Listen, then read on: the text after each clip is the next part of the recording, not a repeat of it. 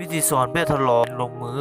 ปฏิบัติศึกษาค้นคว้าโดยการทดลองเพื่อพิสูจน์หลักฐานทฤษฎีที่ผู้อื่นค้นพบไว้ วิธีสอนแบบนี้จะใช้ในวิทยาศาสตร์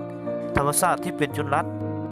จุดประสงค์นั่นก็คือเพื่อให้ผู้เรียนได้รับประสบการณ์โดยโกงจากการทดลองโดยสังเกตและการทดลองโดยตัวเองเป็นการเรียนรู้ที่มีความหมายสำคัญสำหรับผู้เรียนเฮ็ดให้จืดจำได้ดูสอนเพื่อพัฒนาผู้เรียนเกี่ยวกับทักษะ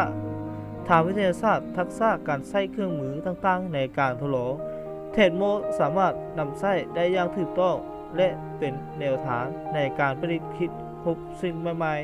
ๆ 3. เพื่อฝึกการปฏิบัติการทดลองให้มีการค้นคว้าหาความเป็นจริงอย่างเป็นระบบและมีขั้นตอนอย่างรอบคอบ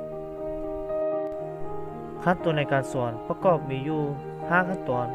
คือ 1. ขั้นสังเกตการทดลอง 2. ขั้นดำเนินการทดลอง 3. ขั้นเสนอผลการทดลอง 4. ขั้น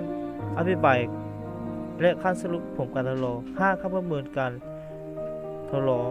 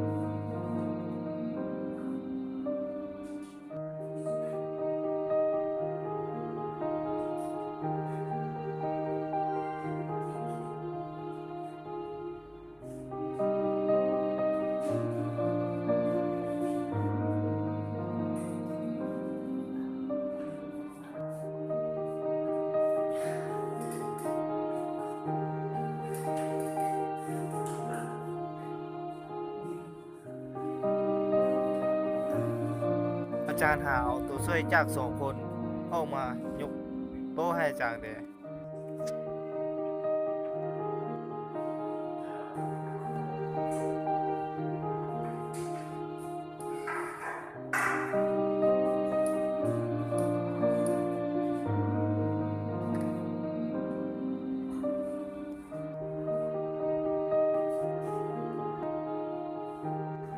ซึ่งว่าในวันนี้อาจารย์จะมาสอนวิชาฟิสิกส์ศาสตร์บทที่18ไฟฟ้าสถิต